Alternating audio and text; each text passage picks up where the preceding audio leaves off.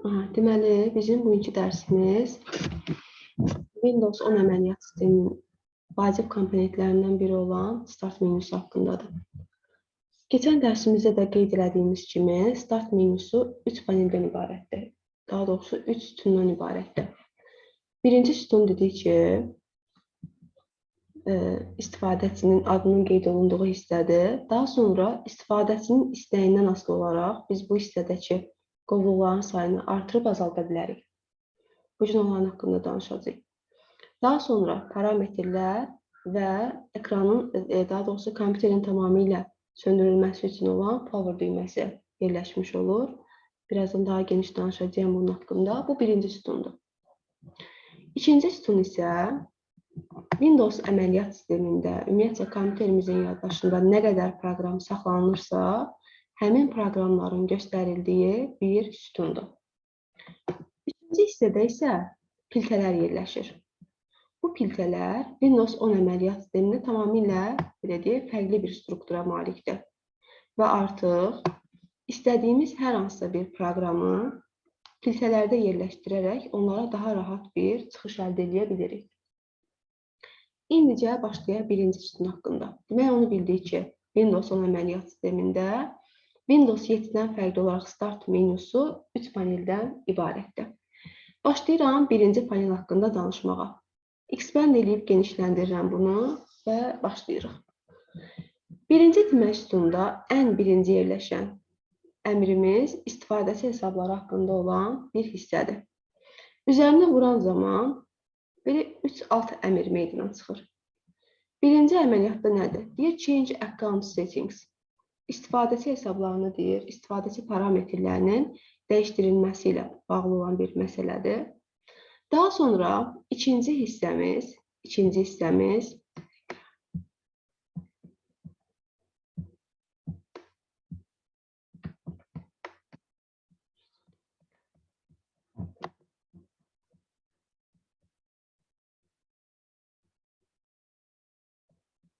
istifadəçi hesablarının dəyişilməsi üçün açılan bir hissə. İkinci hissə nə yerləşir? Log hissəsi. Log sözünün mənası bilirik ki, kilidləməkdir. Düzdür. Bax, Windows 10 əməliyyat sisteminin Windows 7-dən fərqi ondadır ki, biz artıq burada 2 ekran formasından istifadə edirik. Necə telefonlarımızda var ki, bax, bilirik də, var kilit ekranı, bu ekran, düzdür. Bir də var açan zamanki ekran. Eyni ilə Windows 10 əməliyyat sistemində bu qayda ilə işləyir. Bu hal-hazırda əsas ekrandır, düzdür. Mən əgər bunu kilit ekrana salmaq istəyirəmsə, gəlirəm buradan, log deyirəm, kilidlə deyirəm və bu formada ekranı kilitləyəcəm. Canlı yayında idi, kilitlənmir. Normalda kilitlənəcək, amma indi yayını söndürəmsə bir daha onu göstərirəm sənə. Bu formada ekran kilitlənmiş olacaq. Bu onun kilit formasıdır. Eyni qayda ilə ekranın kilidlənmə əməliyyatını kompüter qoyuruq. Ekranın kilidlənmə əməliyyatını görürsən, gecikir. Videonu zapis edirəm, deyər, mənim başqa yüklənmə var kompüterdə. Video dayanmasa yaxşıdır. Bu formada kilit ekran vəziyyətinə qaytarır və enter formasını vuran kimi bizi gətirəcək yenə də əsas ekran formasına. Ümumiyyətlə, biz bunu kilidləmək funksiyasını klaviaturadan da icra edə bilirik. Klaviaturadan Windows düyməsi və L düymələrinin ikisinin bircə kombinasiyası ilə biz ekranı kilidləmiş ola bilərik. Yəni, bunu bir dəfə də göstərəcəyim videonu dayandırandan sonra. Windows L düymələr kombinasiyası ilə biz ekranı kilidləyə bilərik. Bir digəri isə Sign Out əməliyyatı. Bilirik ki, istifadəçi hesablarından çıxış üçün istifadə olunan bir hissədir. Deməli, birinci hissədə nələr yerləşdi? Hansı əməliyyatlar yerləşdi? 3 əməliyyat dedik yerləşdi. 3 əməliyyat yerləşir dedik. Birinci əməliyyatımız Change Account Setting oldu. İstifadəçi hesablarının dəyişdirilməsi, kilidləmək, bir də hesabdan çıxış əməliyyatları yerləşmiş oldu. Gəlirəm digər hissələrə. Bax, bu hissələri mən özüm yerləşdirmişəm burada. Birinci hissə download hissəsidir ki, yeni yüklənmiş proqramların, faylların və s. göstərilməsi üçün olan bir qovluqdur, download qovluğudur. Digər hissə isə File Explorer qovluğunu burada yükləmişəm, saxlamışam. File Explorer qovluğu, fayl bələdçisi deməkdir. Gələn dərsimiz inşallah bunun haqqında olacaq.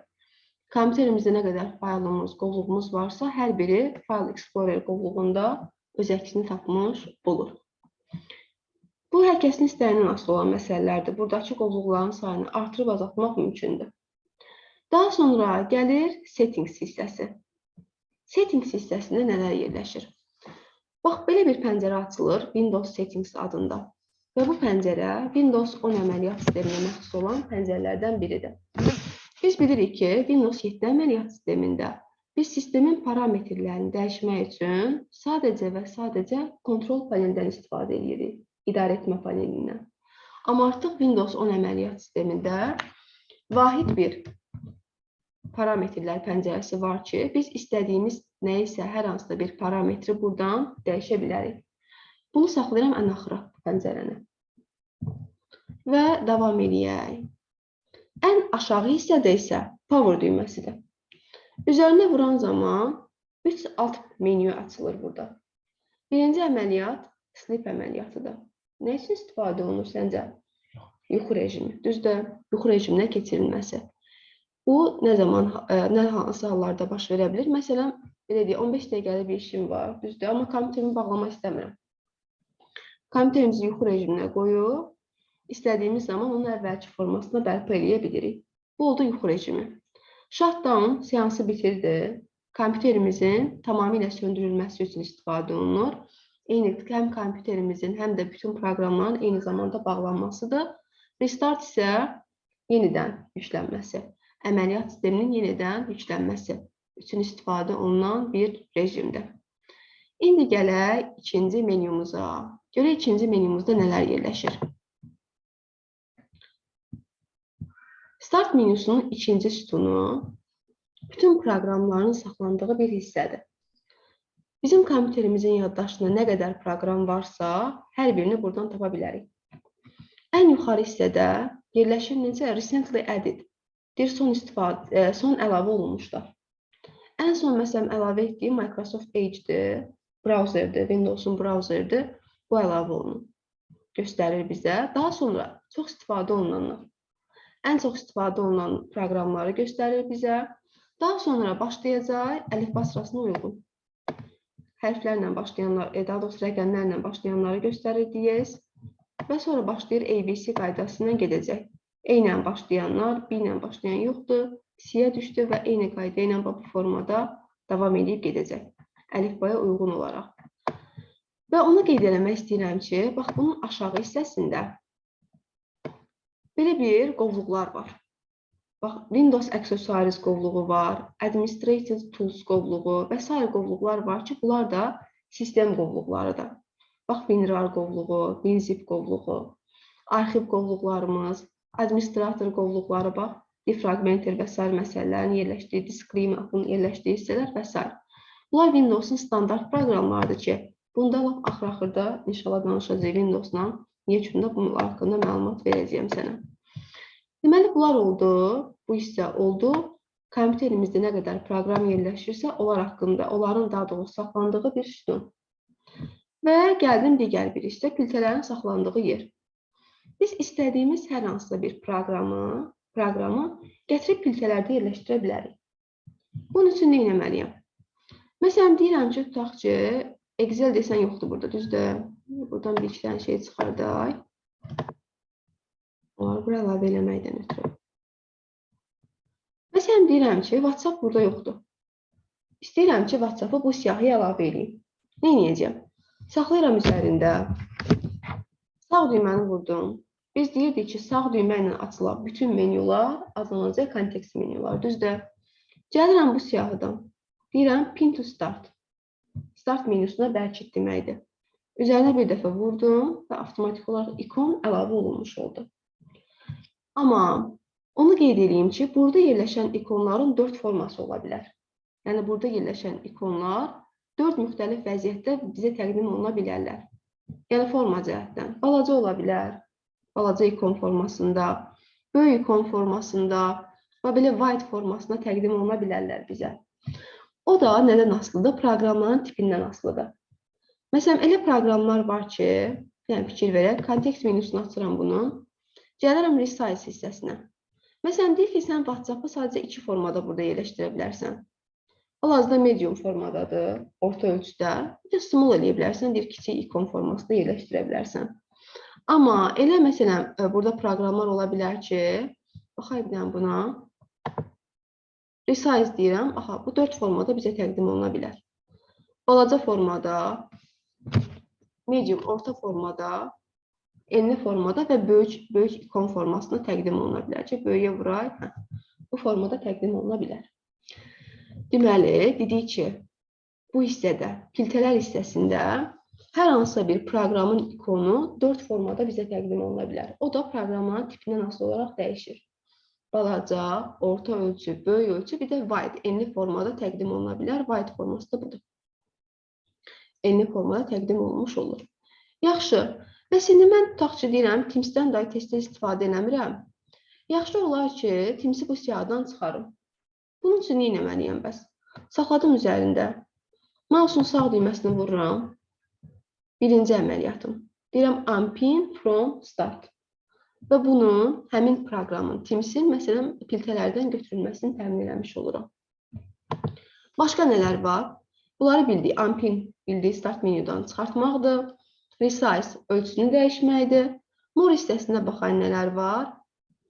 Unpin yeni əməliyyatı var. Bunun unpin from taskbarda artıq burada. Taskbara bərkidilib və taskbardan çıxarılması əməliyyatı var. Administrator kimi deyir, idarə elə və daha sonra da deyir bunun location yerini göstər. Həmin proqramın location yerini göstərilməsi üçün olan bir hissədir. Uninstallda nədir bilirik? Həmin proqramın silinməsi əməliyyatı.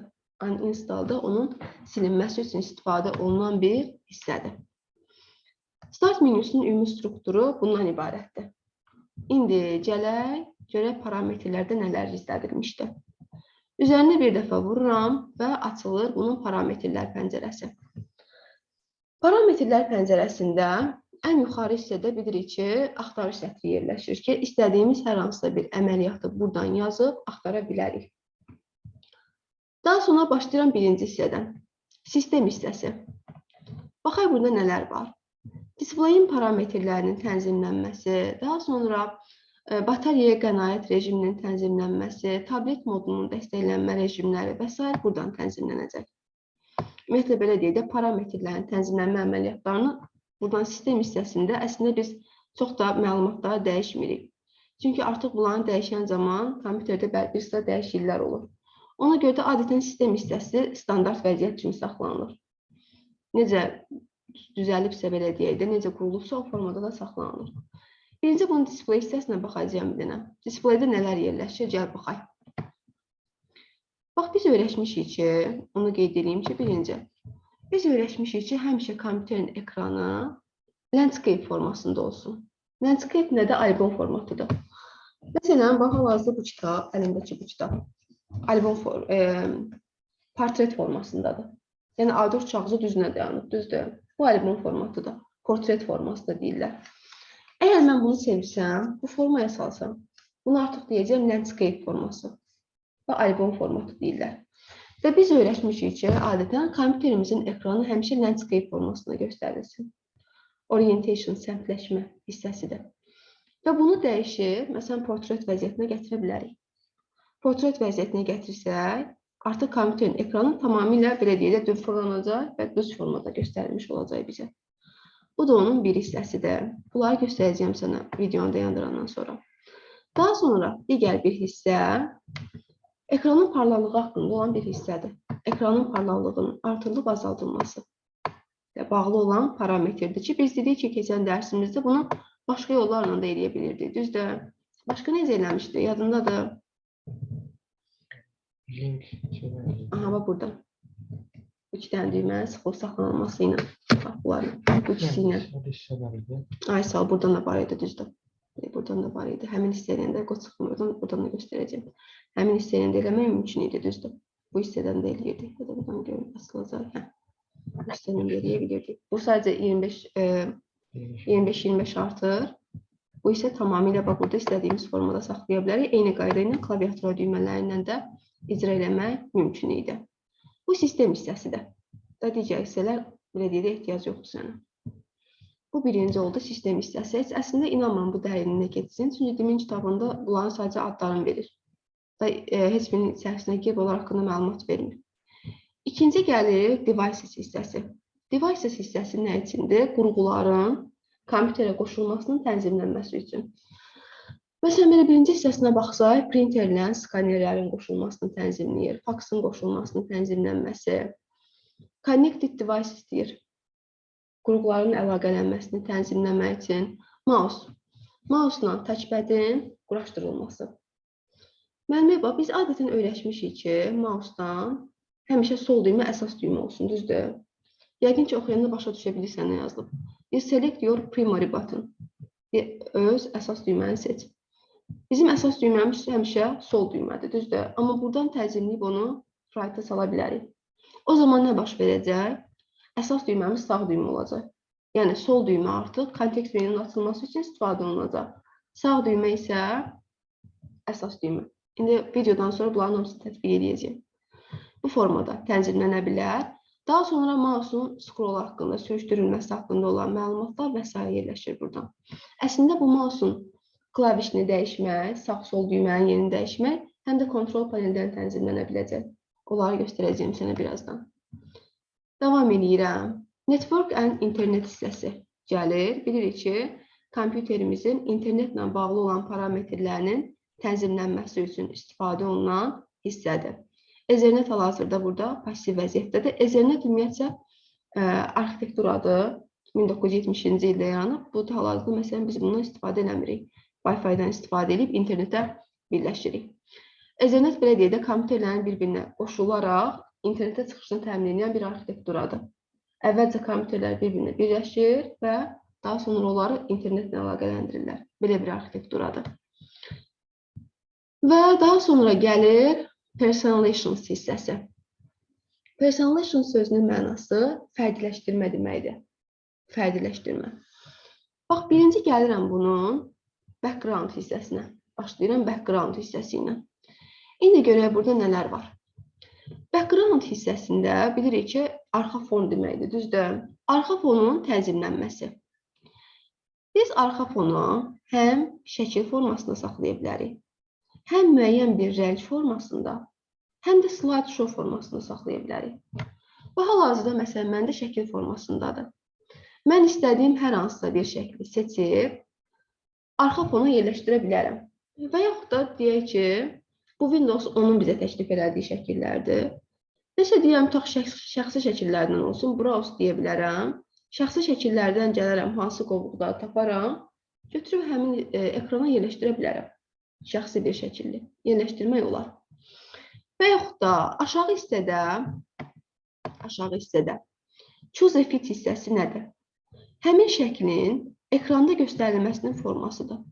Məsələn, hal-hazırda fill seçilir, fill doldur deməkdir, düzdür? Şəkil bütün ekranı tutub. Center deyə bilərəm, mərkəzində olsun.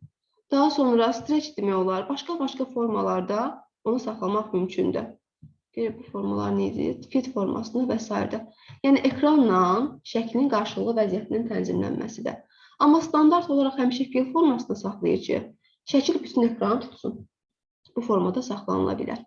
Bu şəkil formasında saxlamaqdır. Və adətən məsləhətdir ki, biz bunu şəkil formasında saxlayaq. Çünki gəlsəm əgər mən buradan slideshow formasını seçsəm, slideshow formasında biz bilirik ki, şəkillər müəyyən müddətdən bir dəyişiləcək. Düzdür? Və dəyişdirilməsini də buradan tənzimləyə bilərik. Bir neçə dəqiqədən bir dəyişdirilsin. Məsələn, 1 dəqiqədən bir, 10 dəqiqədən bir, yarım saatdan bir və yaxud da bir gün ərzində dəyişdirilsin və s. kimi tənzimləyə bilərik.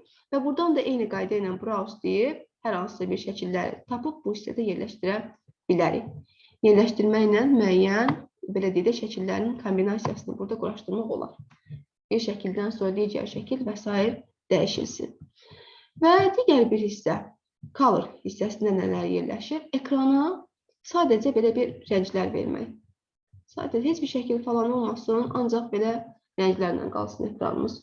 Bunun da tənzimlənmə əməliyyatlarını demək, yerinə yetirmiş ola bilərik. Gətirək əvvəlki vəziyyətinə davam edək. Windows'un logosunu da qoyaq, davam edək. Belə. Deməli, bu oldu ekranın şəkillərinin tənzimlənməsi. Gəlirəm bu hissədən, keçirəm Colors hissəsinə. Colors bilirik ki, rəng parametrləri ilə bağlı olan məsələlərdir, düzdür? Amma bunun background-dakı colorla qarışdırmayaq. Bu ekranın, belə deyək, ekranın arxa fonuna rəng verməyidir. Amma buradakı Colors isə tamamilə başqa bir iş görəcək. Bu isə artıq həm Start menüsünün, həm də pəncərələrin rənginin dəyişdirilməsidir. Bax, hal-hazırda mavi seçilib. Bu standart vəziyyətidir. Dəyişə bilən rənglərini bax, formada. İstədiyim hər hansısa bir rəng formasını götürüb, həm Start menüsünə tətbiq edə bilərəm və eyni qayda ilə pəncərələrimə tətbiq eləmiş ola bilərəm. Aydındır, elə bilən ki, rəng sizə gözümüzü yormasın, davam edək sonra. Deməli, bu oldu. Həm Start menüsünün, həm də pəncərələrin rənginin dəyişdirilməsi. Və gəldi Lock Screen ekranı. Mən bayaq dedim ki, Windows 10 əməliyyat sistemində biz iki ekranla işləyirik. Onlardan biri əsas ekrandır, biri lock ekranı, yəni kilit ekranı. Bu isə bax mənim kilit ekranının şəklinin dəyişdirilməsidir. Picture formasında yenə, slideshow formasında, bir də spotlight formasında eləyə bilərik. Yenə də slideshow eyni formalardır, bir neçə şəkil yerləşdirmək olar, amma məsləhət ki, picture formasında qalsın və bir dənə şəkildən istifadə olunsun. Eyni qayda ilə istədiyimiz hər hansı şəkli seçib yerləşdirə bilərik burada. Deməli, həm arxa fonuna, əsas ekrana şəkil verdik, həm də kilit ekrana şəkil verdik. Amma arxa fona şəkil verməyin başqa yolları da var, onlardan danışacağıq gələn dərslərimizdə. Və növbəti gəldi temalar. Müəyyən temalardan istifadə etmək də mümkün olacaq. Səs effektlərinin dəyişdirilməsi, tema settings hissəsi. Bax, mənimə bax. Tema settings hissəsinin üzərinə vuran kimi avtomatik açıldı kontrol panel. İdarə etmə paneli deməkdir. Ona görə mən hələlik buranı saxlayacağam. Nədir bu? Belə deyək də, müəyyən temaların seçili verilməsidir bura. Ya da birini göstərim elə. Bax, fərqli formalarda biz temalar verə bilərik kompüterimizə. Videoda bu temaları eyni qayda ilə telefonlarımıza tətbiq eləmək olur.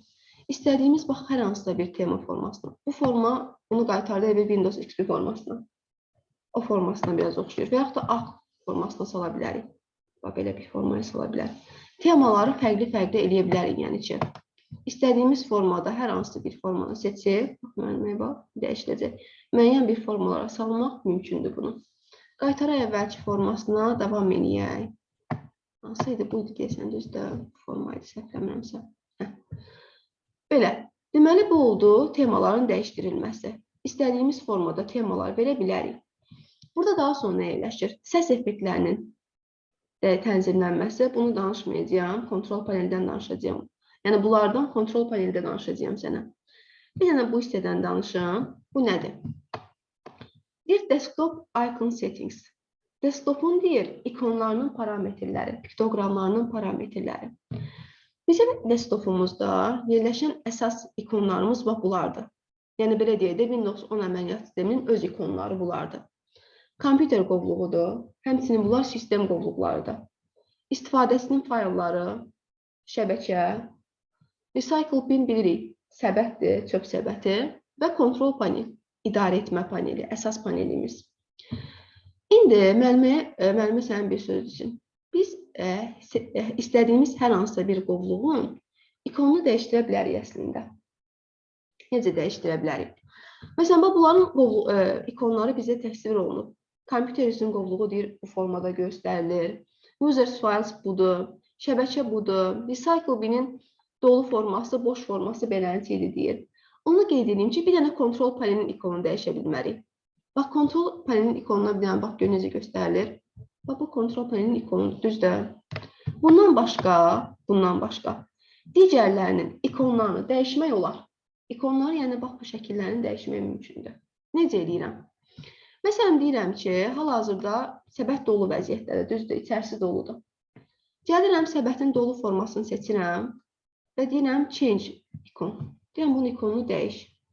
Burada mənə belə təkliflər verir ki, hansı formanı istəyirsənsə, hansı ikonu istəyirsənsə, götür qoy üstünə. Yenə belə bir qəribə bir şey verək. OK deyirəm. Buradan da OK deyirəm və onun ikonunu dəyişdim. Düzdür, adı qalır. Amma ikonunu dəyişmək mümkündür. Belə deyək də, hər hansısa bir tutaq ki, istifadəçi hesablarını, istifadəçi fayllarını gizlətmək istəyirsənsə, belə bir yoldan istifadə edə bilərsən ki, ikon dəyişilsin və bu zaman biz adətən belə deyək də, ada fikir vermir, birbaşa ikona baxırıq çünki. Bu formada onların tənzimlənmə əməliyyatlarını icra edə bilərsən. Və onu da qeyd elədim ki, biz kontrol panelindən ikonu dəyişmək olmur. Sistemdən bunun ikonu dəyişməyə icazə vermir, amma digərlərini dəyişmək olur. Həm bunu dəyişə bilərəm, həm recycle binin boş forması var, onu dəyişə bilərəm və s. Qaytaraq əvvəlki formasına davam edək. Əvvəlki formasına qaytarıram, restore default deyək, baxaya görə dəyişdi ya yox. Dəyişməsə gələcək, oradan dəyişək, yox, dəyişmədi. Seçək, change icon deyə yenə də əvvəlki formasını buradan gələk tapıb bərpa edək onu.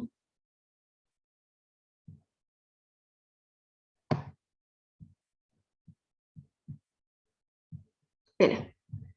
Baxay, dəyişildi. Davam edirəm. Digər hissədə mouse-la bağlıdır. Mouse pointer settings deyir. Bax, bu da mouse-un parametrlərinin tənzimlənməsidir. Mən bunu da saxlayacağım, kontrol paneldə danışacağım bunlar haqqında. Ona görə bunları bağladım, davam edirəm indi. Və aşağı hissədə yerləşir start menyusunun parametrlərinin tənzimlənməsi. Biz bilirik ki, start menyusu bizim bugünkü dərsimiz idi. Və start menyunun nələri var? Gəl baxaq. Bir show more titles əməliyyatı. Bu əməliyyat nəyi bildirir bizə? Bu hissədə daha çox piltələrin göstərilməsini tənzimləmək üçündür. Bax, piltə hissəsində daha çox hissələrin, elementlərin göstərilməsi üçün istifadə olunan hissədir. Digər hissə nədir? Deyir ki, start menyusunda məsləhətləri göstər. Start menyusunda məsləhətləri özdə deyir, ara sıra göstər. Həmişə yox. Bəzən deyir, məsləhətlərin göstərilməsi üçün olan hissədir. Bu da aktiv vəziyyətdədir standart halda. Daha sonra deyir, start menyusunda ən çox istifadə olunan appsləri, yükləmələri göstər. Biz bayaqlara baxmışdıq burada ki, mən dedim ki, sənə bayaqlara dedim ki, qeyd elədim ki, bu hissədə ən çox istifadə olunan proqramlar yerləşir. Onların göstərilməsini tənzimləyəcək. Daha sonra recently added apps. Bax, bu hissə. Ən son istifadə olunanların göstərilməsi üçün istifadə olunur. Yəni, bunların hamısını bu hissədən tənzimləyirik. Deyirəm, göstər, aktiv vəziyyətdə də göstərir. Daha sonra digər bir hissədə deyir, use start full screen. Start menyusunun bütün ekran boyu göstərilməsi. Bax, müəllimə, indi bunu tətbiq eləyək. Baxay, görək nə baş verəcək indi. Refresh deyək buna. Açaq. Start menyusunun bütün ekran boyu göstərilməsini tənzimləyir. Qaytaraq əvvəlki formasına davam edək. Gələk starta yenə. Əvvəlki formasına qaytaraq bunu. Davam edirəm. Digər bir hissədə nə deyir? Deyir ki, start menyusunda, yəqin ki, incilisindən özüm oxuyub başa düşürəm bunu. Həm deyir start menyusunda, həm də deyir taskbarda sonunca keçid olmuş elementləri göstər. Ən sonuncu dəfə belə deyək də, hansı elementlər açılıbsa, onların göstərilməsidir. Bu da normalda həmişə bağlı vəziyyətdədir. Çünki bu açıq olan vaxtda keçid olunmuş siyahıların sayı çox olduğuna görə ikisində də qarma-qarışıqlıq baş verir. O səbəbdən də biz bunu normalda bağlı vəziyyətdə saxlayırıq. Və gəldim aşağı hissəyə. Bax, bu nədir? Mən bayaqları sənə dedim ki, buradakı qovluqları mən özüm əlavə eləmişəm, düzdür, və istədiyim qədər bura qovluq əlavə edə bilərəm. Və yaxud da hansını da istəmirəmsə, buradan götürə bilərəm. Bunları necə tənzimləyirik? Buradan. Deyir ki, choose which folders appear on start. Deyir, hansı qovluğu tətbiq eləmək istənsə, onu seç. Baxay. File Explorer seçilib göstərilir. Settings seçilib göstərilir. İndi artıram, deyirəm, sənədləri də göstər. Musiqi fayllarını göstər, nə bilim, şəkli göstər və s. Hansıları istəyirəmsə seçirəm və bağlayaq, baxaq bu hissəyə. Avtomatik sayıları artdı. Sayıları artmış oldu, düzdür. İndi istəmədiklərimi təzədəndən gedəcəyəm həmin hissədən, bağlayacağım və burada göstərilməsini imtina eləmiş olaram. Yəni, hansını istəmirəmsə, aktivliyini götürəcəyəm və onların göstərilməsini, belə deyək də, aparacağım, göstərilməyəcək artıq bu hissədə. Bura qədər aydınsa, davam edirəm. Yenə gəlirəm Personalizations hissəsinə. Start menyusu bu qədər idi. Start menyusu bura qədər idi və mən açacağım hal-hazırda taskbarı. Biz əslində taskbardan keçən dərsdə danışmışdıq səninlə. Taskbarın bir hissəsi qalmışdı, danışmadığımız hissəsi. O da nədən ibarət idi? Mən bundan danışdım. Dedim, bu taskbarın göstərilmə hissələridir. Taskbar normalda aşağıda göstərilir bizə. Bottom vəziyyətdə aşağı. Yerini dəyişə bilərəm. Sağda, yuxarıda, solda göstərilməsini təyin edə bilərəm. Bunlardan səhvləməmsə danışdım, düzdür? Bax, məsələn, sağda göstərilsin, aşağıda göstərilsin və s. İndi danışacağım bu aşağı hissəsi haqqında. Bir combine taskbar buttons. Combine birləşdirmək də düzdür, birləşdirmə əməliyyatı da bilirik. Bax, bunun 3 dənə alt əmri var. Bunlar nəyi bildirir? Biz ümumiyyətcə standart vəziyyətdə həmişə belə qalırıq. Deyirik, always, hide labels deyirik. Bu nə deməkdir? Bax, məsələn, mən deyirəm ki, mən Word proqramından tutaq ki, 3-4 dənə fayl açmışam. Word proqramından, deyirəm, məsələn, 3-4 dənə fayl açmışam, açıq vəziyyətdədir. 3-4 faylım açıq vəziyyətdədir. Və əgər fikir verəsi olsan, bu 3 faylın 3-ü də bir dənə ikon altında göstərirlər bizə, bax. Düzdür? Bax, həmişə normalda bu əməliyyat onu bizə bildirir. Bir always hide labels. Deyir ki, onları həmişə birləşdir. Bir dənə proqramı, məsələn, Word proqramının 10-dan da faylı açıqdırsa, onun da birləşdir, bir dənə ikonda göstər onları. Amma onları biz dəyişə bilərik. Məsələn, gəlsən bura, desəm, when taskbar is full. Nə deməkdir? Deyir, taskbar haçan doludursa, onu da birləşdir. Əməliyyatıdır. Hal-hazırda məndə taskbar dolu deyildi. Taskbarda boşluqlarım var idi. Ona görə də bax, bu formada ayrı-ayrı göstərdi. KSG-nin ayrı, məsələn, məktəbə qədər ayrı, təsvirin ayrı formada göstərmiş oldu. Bir dənə də aşağıda əməliyyatımız var. Deyir, never. Heç vaxt. Yəni, bu o deməkdir ki, taskbar dolu da olsa, boş da olsa, bunları heç vaxtı birləşdirməsin. Həmişə nə qədər, belə deyək, faylımız varsa, hamısını ayrı-ayrı formada bizə göstərsin. Onun üçün istifadə olunan bir əməliyyatdır. Amma biz normalda həmişə deyirik bunu always formasına saxlayırıq ki, belə daha həm səliqəli görünür, həm də belə deyək, taskbar üzərində qatma qarşılıq olmur.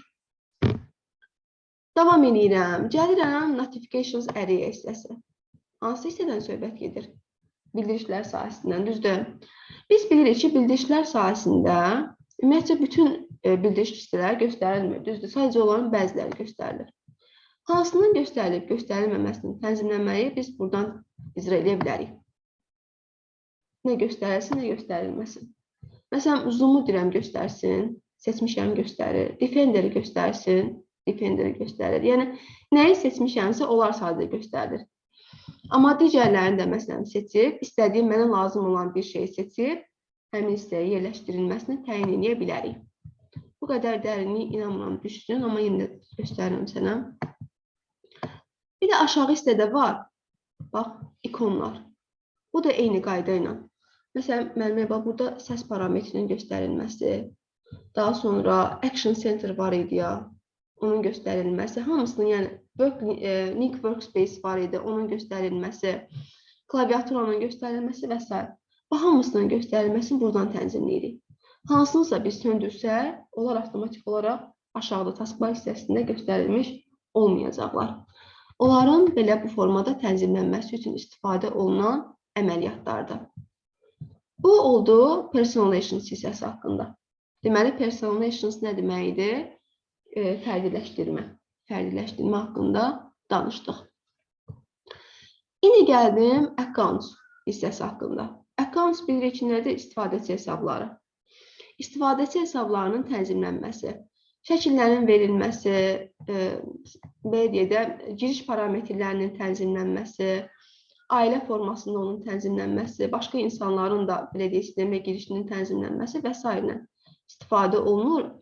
Bir də əlavə olaraq accountun bir başqa özəllikləri var. Ondan inşallah kontrol paneldə danışacağım sənə. Dil və vaxt parametrlərinin tənzimlənməsi. Əvvəlcə onu qeyd etmək istəyirəm ki, Windows əməliyyat sistemi elə bil ki, EVS-idir. EVS Windows əməliyyat sistemidir. Ona yüklənən proqramlar isə, məsələn, Word-dür, Excel-dir, digərləridir, onlar isə qonaqdırlar. Yəni, biz əsasın Windows-da tənzimləməliyik ki, elementlərimizi. Digər proqramlar da rahat işləyə bilsinlər. Ona görə də ilk eləməli olduğumuz şeylərdən biri region olaraq və time zonası olaraq Azərbaycanın başının seçilməsidir. Əvvəlcə, yəni biz gərək bunları normal tənzimləyək ki, həm saat qurşağı doğru göstərilsin, vaxtı doğru göstərsin. İnşallah biz Excel-də cədvəllər quranda görəcəksən, oradakı sıralamanı doğru versin. Bütün bunların doğru olması üçün mütləq ki, həm time zonası olaraq başının seçilməsi, həm də buradan region olaraq Azərbaycanın seçilməsi mütləqdir. Region olaraq Azərbaycan seçilməlidir. Və daha sonra gəlir dil parametrləri. Bunu amma qarşıdurmayı istəmirəm, çünki buradakı dil parametrləri klaviaturaya aiddir. Burada məsələn göstərilən dil parametrləri elə buradakılardır.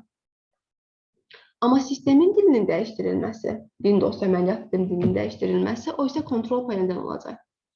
Kontrol panelindən olacaq, o da gələn dərslərimizdədir bizim. Oradan tənzimləyəcəyik onu. Speech-də bilirik ki, belə deyək, mikrofon parametrlərinin tənzimlənməsi ilə bağlı olan bir hissədir. Davam edirəm. Ease of access hissəsinə gəldik. Ease of access hissəsi, belə deyək də, müəyyən qüsurlu insanların işləməsi üçündür. Görmə əngəli olan, eşitmə əngəli olan insanların işinin daha da sadələşdirilməsi üçün istifadə olunan bir hissədir. Məsələn, narration var burada, səs parametrlərinin aktivləşdirilməsidir. Bax. Meeting controls window. Formada. Yəni, onların artıq bir-bir oxunmasını tənzimləyəcək. Narrator bunların bir-bir oxunmasını tənzimləyəcək. Və yaxud da magnifierə bax. Magnifier görə neyəcək? Lupadır magnifier. Aktivləşdirirəm. Bu formada ekran yaxınlaşır mənə. Yaxınlaşır. Artırıb azalda da bilərəm hətta. Magnifierin ölçüsünü artırıb azaltmaq da olar. Bax, böyüdürəm onu. Biraz da böyüsün deyirəm. Görmə qüsuru insanlar üçün daha məsləhətli bir şeydir. Forma. Magnifierdən istifadə edə bilərəm. Rənglərlə göstərə bilərəm onu və s. Yəni, bu formalar ümumiyyətcə hamısı aiddir. Tekstlərin fərqli formada göstərilməsi, hiperəlaqələrin fərqli formada göstərilməsi və s. Bu forma, yəni ki, sadəcə aiddir, belə deyək də, qüsurlu insanlar üçün sistemin daha yaxşı bir forma almasına. Hətta, belə deyək də, bu mouse'un göstərilmə formalarına qədər dəyişdirilə bilər onlar üçün. Belə, davam edirəm. Privacy hissəsi. Privacy icazələr hissəsidir. Düzdür. Generalda icazələr verilməkdir. Məsələn, mikrofona icazələrin verilməsi və s. üçün istifadə oluna bilər. Məsələn, proqramların mikrofonlarının açıq vəziyyətdə, qapalı vəziyyətdə olmasının tənzimlənməsi və s. əməliyyatlar, kameraya icazə parametrləri və s.nin tənzimlənməsi üçün istifadə olunur və ən axırda da update hissəsidir. Bu da yüklənmələr, güncəllənmələr haqqında olan bir hissədir. Və onu da qeyd edeyim ki, Defender də buradadır, Defender yüklənməsi. Bir də backup hissəsi var burada. Maraqlı xüsusiyyətlərdən biridir. Backup nə edə bilir? Məsələn, məndə Windows 10-dan əvvəlki sistemim Windows 7 olub. Mən bunu Windows 7-dən sonra güncəlləmişəm, belə deyək, Windows 10-a çevirmişəm. Və mən bunu hal-hazırda backup edə bilərəm Windows 7-yə. Yəni, Windows 7 əməliyyat sistemini geri qaytara bilərəm. Həmin parametrlərin tənzimlənməsi üçün istifadə olunan bir hissədir. Bu olur Windows settings hissəsi. Windows'un parametrlərinin tənzimlənmə hissəsi. Yorulmamısansa əgər davam edəcəyəm mən. Vaxtımız var burada, yəni necə?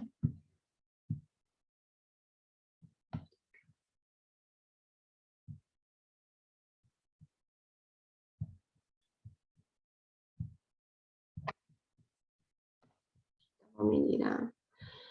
Mənim bu gün sənə danışmaq istədiyim bir digər mövzu Windows 10 əməliyyat sisteminin interfeysi olan I/O interfeysidir. Biz əslində keçən dərs I/O interfeysi haqqında məlumat verdim sənə. I/O Peak-dən danışdıq yadındadırsa əgər. Deyirdim ki, taskbarın üzərinə gəlsəm, sağ tərəfdə belə bir şaquli xəttindən ayrılmış hissə var idi. Biz buna deyirdik ki, bu I/O Peak effektidir, I/O Peak funksiyasıdır və klaviaturadan da Windows D düymələri ilə icra oluna bilir. Düzdür? Və mən sənə qeyd elədim ki, əslində AeroPic təkcə deyil də, başqa aero funksiyalar da var. Məsələn, AeroFlap var, AeroSnap var, AeroShake funksiyası var ki, bunlar hamısı başqa-başqa funksiyaları icra etmək üçündür. Ümumiyyətcə, aero sözünün mənası ingilis sözüdür, sözlərin birləşməsindən götürülüb. Əsil, reflektiv, enerjili, açıq sözlərinin birləşməsindən yaranmış bir interfeysdir. Birinci başlayacağım AeroPic-dən danışmağa. Biz deyirdik ki, keçən dərsimizdə də bunun haqqında danışmışdıq ki, AeroPic funksiyası nə edirdi? Ekranda nə qədər açıq proqram pəncərəsi var idisə, onların hamısını minimallaşdırıb taskbara yığışdırırdı. Və biz sadəcə desktopu görürdük. Düzdür, bir dəfə özünü vururdun, nə qədər açıq pəncərə var idisə, hamısını bağlayırdı, taskbarda saxlayırdı. Bağlama deyəndə faylı bağlamırıq, sadəcə onu minimallaşdırır və taskbara yığır onu. İstədiyimiz zaman təzədən üstünə vuran zaman pəncərələri qaytaracaqdı bizə. Aero interfeysinin bir özəlliyi də nədən ibarətdir? Bax, mən kursorumu aparıram bu hissəyə, saxlayıram burada. Biraz saxlayandan sonra, onların yığışdırılmasıdır. Bilməm, buradan bağlamışam bu əməliyyatı. Bir dəqiqə baxın, onun parametrlərinə baxın, başqa bağlamışam ona.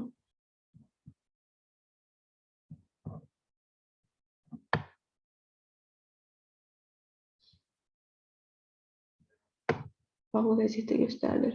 Qoşulmuşam deyə bağlıdır. Bu əslində nə funksiyasıdır? Əslində məndə açıq vəziyyətdədir bu. Əslində məndə normalda işləyir. Hal-hazırda videoda da deyə belə bağlı göstərilir. Ay, sağ ol.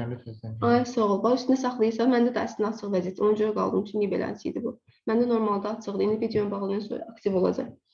Bax, bura saxlayan kimi pəncərə şəffaflaşır burada. Üstündən çəkəndən sonra təzədən geri qayıdır. O şəffaflığı eləyən də AeroPic funksiyasıdır və onun tənzimlənməsi də buradandır. Bunun settings hissəsindən tənzimlənir. Bax, bu hissədən tənzimlənir.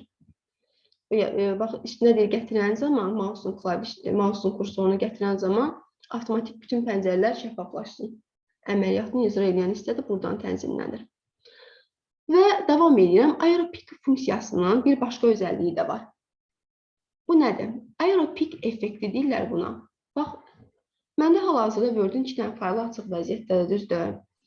Və mən gətirsəm burada bunun üzərinə, ekranda ani olaraq, ani bir formada bunların göstərilməsini tənzimləyə bilərəm.